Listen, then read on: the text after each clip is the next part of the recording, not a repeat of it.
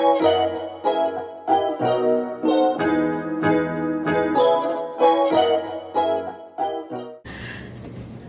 and welcome to the first segment of the SOPHA Corner, answering all of your public health questions. Each month, the Society of Public Health Advocates, aka SOPHA, will release a new episode of the SOPHA Corner at our events, and every episode will feature a public health professional answering important questions about our field.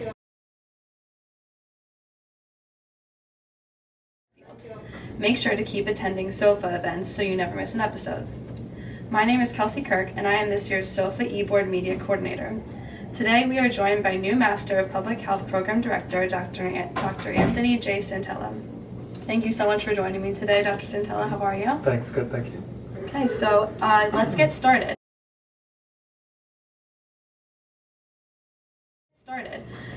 The SOPHA eBoard members have each contributed a question for you regarding Hofstra, the field of public health, and your personal research. The first question is, as the MPH program here at Hofstra has just been accredited, what aspects of the Hofstra MPH program make it unique?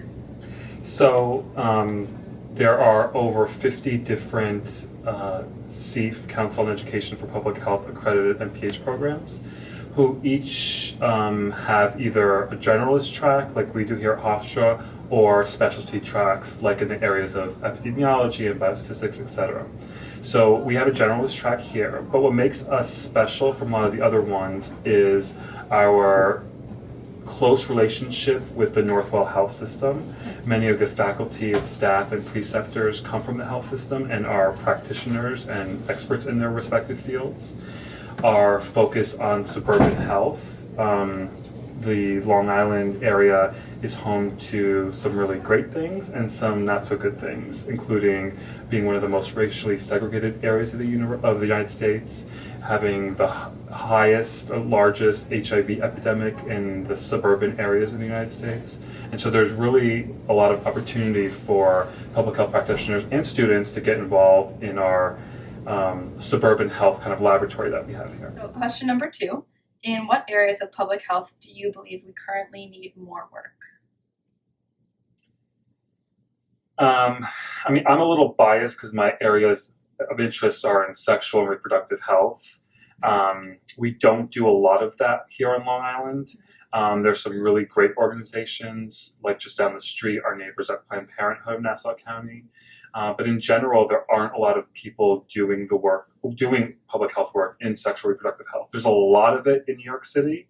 And then as you kind of migrate out through Queens and Long Island, it just diminishes almost nothing. And so with really high rates of HIV and STIs and major health systems like Northwell here in Nassau County and Stony Brook out in Suffolk County, we could be doing a lot more to educate people on areas of sexual reproductive health. Question: what is, in your opinion, the most critical aspect of the future of public health and the field's continued growth?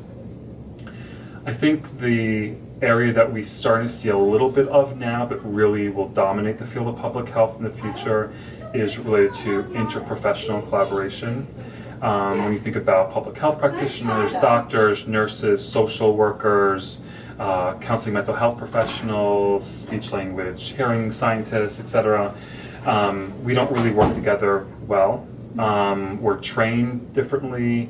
We have different degree requirements. Some are licensed, some are registered, some are neither, like in public health. And the programs operate in silos. And so we're doing small things right now. For example, there's an interprofessional case competition, which happens in the spring semester every year, where students from these different groups work together on a case and actually have the role of a profession that's not the one they're studying.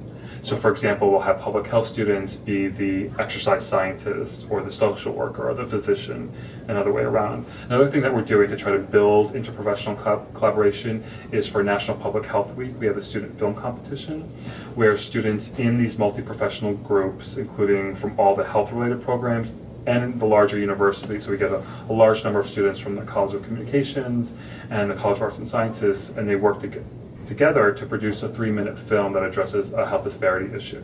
And then those get aired at our National Public Health Week celebration and get judged, and the top 3 teams get cash prizes. So we are doing small things to really get people to work together, because in the real world, you don't just work with people in your own profession. And so we got to do a better job of training our students to work more collaboratively. So what has been the most meaningful experience for you in your personal experience with public health? I've now worked in public health for 12 years. All of those, 11 out of those 12 years have been in HIV and AIDS, sexual health. I spent 1 year doing cancer prevention work.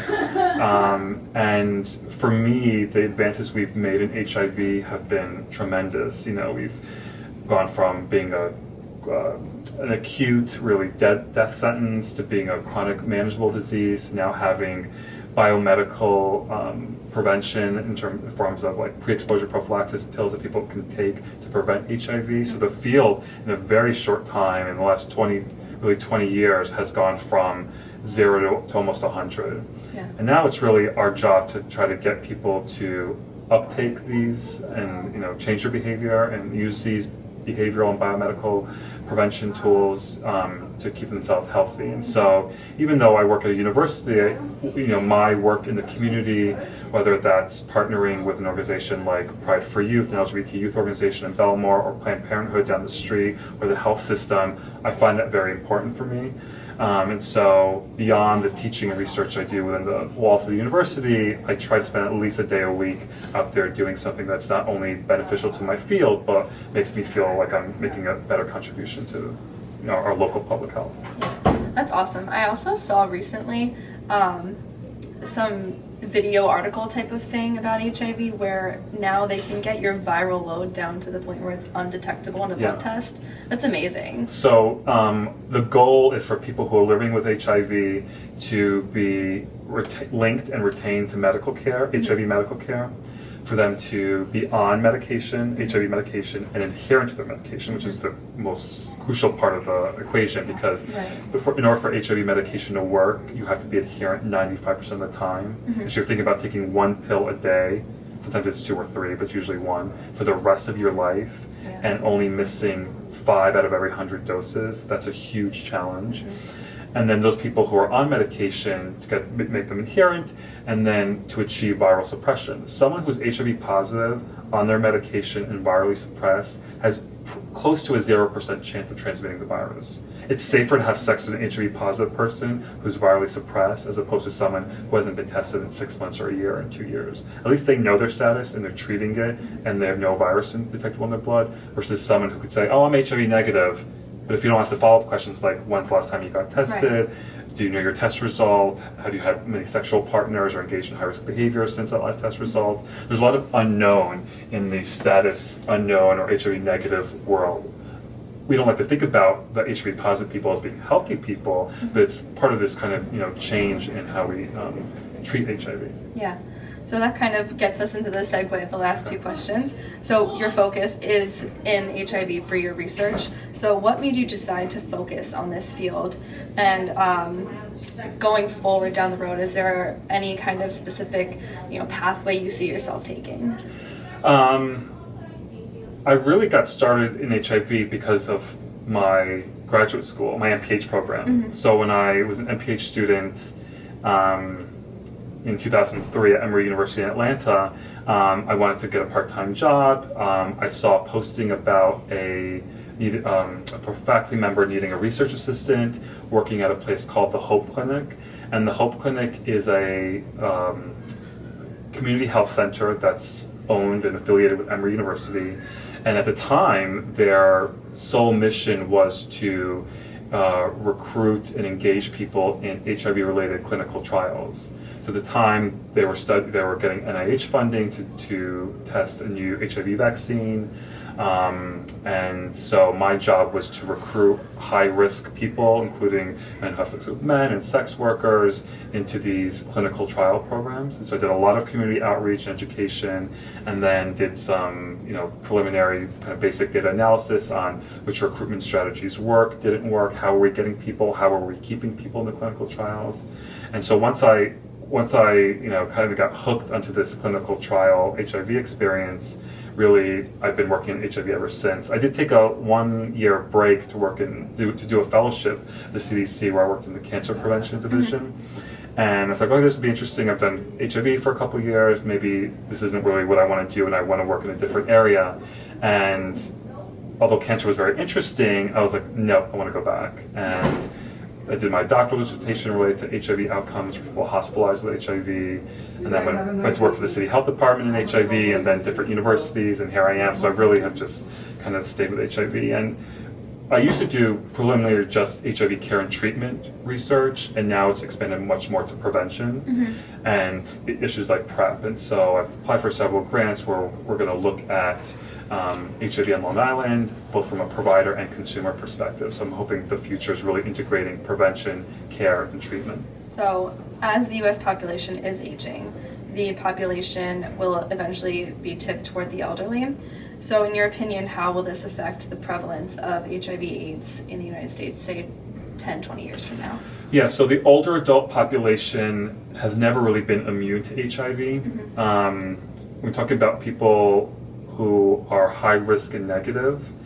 There's a lot of research about survivor's guilt. So someone who was really in the height of their sexuality and being an adult in the 80s and 90s who didn't contract HIV and have seen like their friends and family die from HIV and AIDS now have this guilt, like, why don't I have it? Was doing everything that they were doing. The luck of the draw, I didn't get it.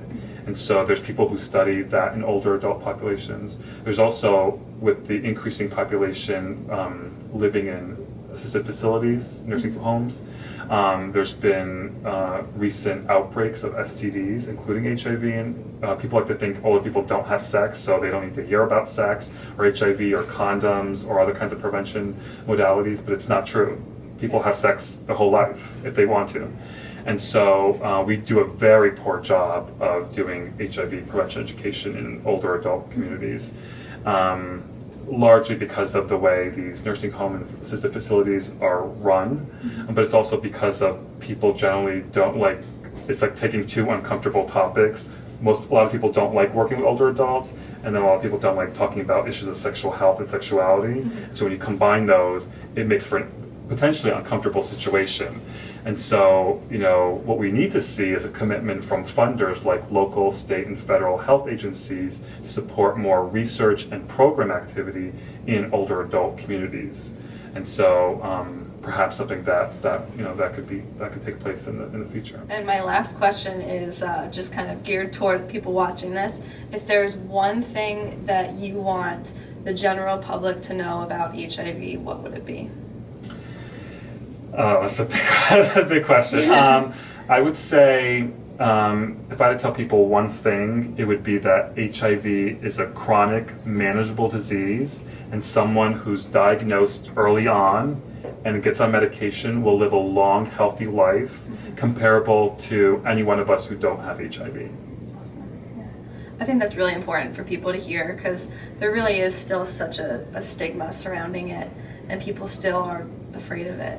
So it's important that we keep talking about it. So thank you for providing us with your insight and all this great information. This concludes our first segment of the SOPHA Corner.